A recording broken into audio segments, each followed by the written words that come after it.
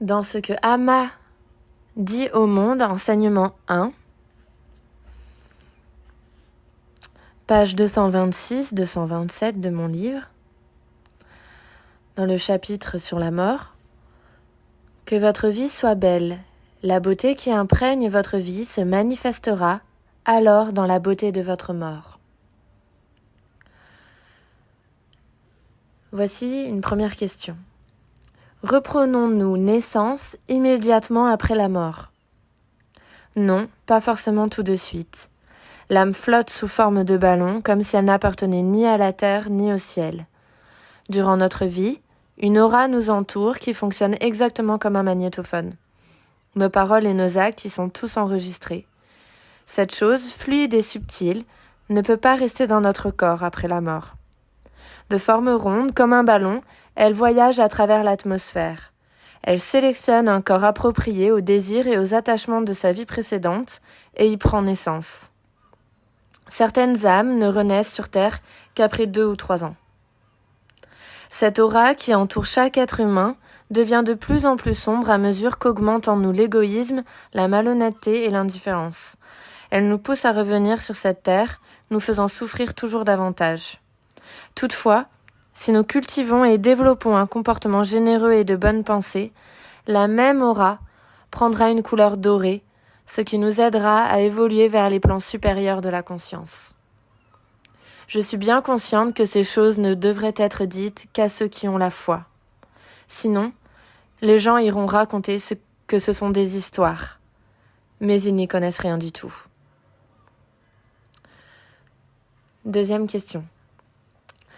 Dans le cycle des renaissances, comment définir ce qui quitte le corps et prend naissance dans un autre? La réponse.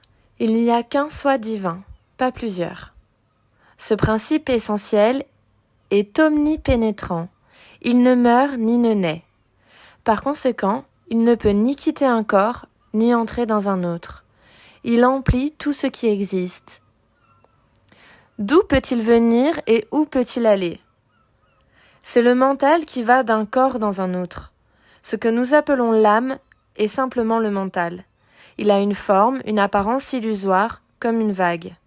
Le corps subtil lui est attaché avec toutes les tendances héritées de la naissance précédente. Normalement, on peut voir l'aura qui entoure un arbre ou un être vivant. Quand quelqu'un médite, l'aura est visible autour du visage comme une fine couche d'air, ne touchant pas la peau. Cette aura quitte le corps et accompagne l'âme quand nous mourons. Ce qui détermine les conditions de la prochaine naissance, c'est la dernière pensée venue au moment de mourir. À ce moment, seuls les désirs intenses et insatisfaits surgissent dans le mental. Le Seigneur dit dans la Bhagavad Gita, « Celui qui quitte son corps en pensant à moi se fondra en moi. » Réponse. C'est vrai. Mais dis-moi, mon fils, crois-tu qu'il soit si facile de penser au Seigneur à ce moment-là? Penser à lui, à l'instant de la mort, suppose la pratique de toute une vie. Seul celui dont toutes les pensées ont été dirigées vers Dieu à force de pratique pensera à lui dans ces derniers moments. À défaut, ce sont les désirs prédominants et non satisfaits qui surgiront dans le mental. Amma va vous raconter une histoire. Il était une fois un riche marchand, aussi rusé que méchant. Il avait entendu une histoire extraite d'un des livres sacrés de l'Inde, celle d'Ajamila, dont le fils avait pour nom Narayana, un des noms de Dieu. Ajamila appela son fils Narayana par son nom sur son lit de mort et rendit son dernier soupir. Ayant prononcé le nœud de Dieu à ce moment crucial, il atteignit la libération. Notre riche marchand se dit qu'il serait facile de s'unir à Dieu en donnant à ses enfants des noms divins. Il suffirait ainsi de les appeler au moment de mourir. Il nomma donc ses 3 fils, Rama, Krishna et Govinda. Il ne pensa jamais à Dieu et ne s'adonna à aucune pratique spirituelle, croyant qu'il lui suffirait de prononcer le nom de ses enfants au moment de rendre l'âme. Son seul but était de faire du profit, et grâce à la corruption et à la malhonnêteté, il se fit beaucoup d'argent. Lorsqu'à la fin de sa vie, cloué au lit par la vieillesse, il sentit que son heure était venue, il appela ses 3 enfants à voix haute. « Rama, Krishna, Govinda !» Ils accoururent aussitôt. Le vieil homme les regarda et demanda. « Quoi ? Vous êtes tous ici ? Qui donc est resté au magasin ?» Il venait à peine de prononcer ces paroles qu'il expira. Lorsque nous sommes sur notre lit de mort, ce sont les tendances que nous avons développées durant notre vie ainsi que notre nature qui nous mènent. Il est impossible de penser à Dieu à ce moment-là si nos pensées et nos actions n'ont pas été pures tandis que nous étions actifs dans le monde. Autre question. Si je ne dédie pas toute ma vie à la spiritualité, me sera-t-il possible de trouver la capacité d'accueillir la mort sans résistance ? Réponse. Imagine que l'unique enfant d'un couple soit frappé d'une maladie mortelle. Le médecin leur conseille « Priez le Tout-Puissant, lui seul peut rendre le remède efficace, lui seul peut sauver l'enfant. » Le père et la mère ont d'ordinaire peu de foi en Dieu. Mais le désespoir les incite à suivre l'avis du docteur. Ils prient alors tous deux avec ardeur parce que la menace est sérieuse et qu'il y a urgence. Ils vivent maintenant dans le présent. Ils regardent leur fils, ils observent son visage, vérifient sa respiration. Ils caressent ses membres délicats et attendent avec anxiété qu'il ouvre les yeux. Lorsqu'ils ne voient aucune amélioration, ils appellent Dieu et prient. Ils accueillent avec amour et compassion ceux qui viennent voir l'enfant. En cet instant, même si leur pire ennemi arrivait, ils lui offriraient une chaise et lui parleraient avec gentillesse, car ils n'éprouvent plus de haine envers quiconque. Ils ne disent du mal de personne. Les voilà soudain humbles et aimants, comme si le fait de vivre dans le présent avait fait d'eux, pour une courte période des saints, des êtres éveillés. Mais quelle est l'explication de ce comportement ? Comment oublie-t-il à ce moment-là le passé et le futur ? Ils ne se soucient pas de la dispute qu'ils ont eue la veille, ils l'ont oubliée. Ils travaillent de concert, avec beaucoup d'amour. Ils ne ressentent aucune inimité envers quiconque.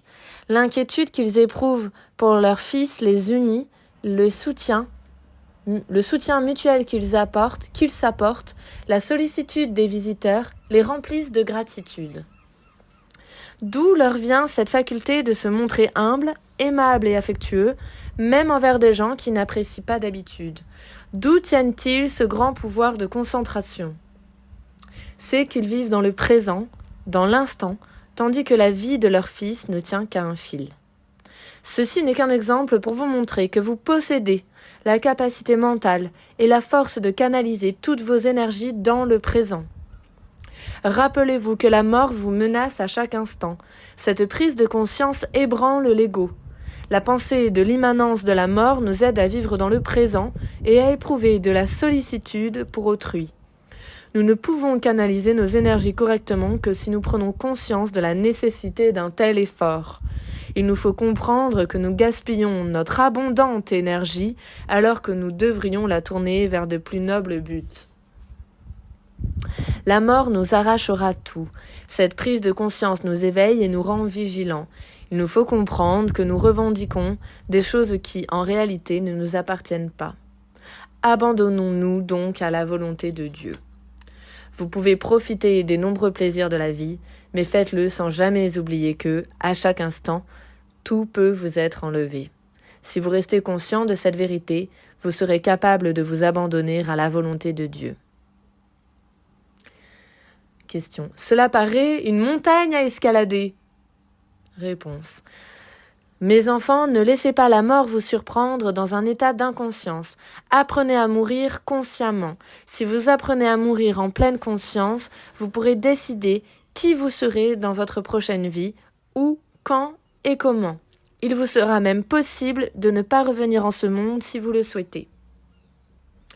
Amma a entendu parler d'un sage qui mourut empoisonné alors qu'il était en prison.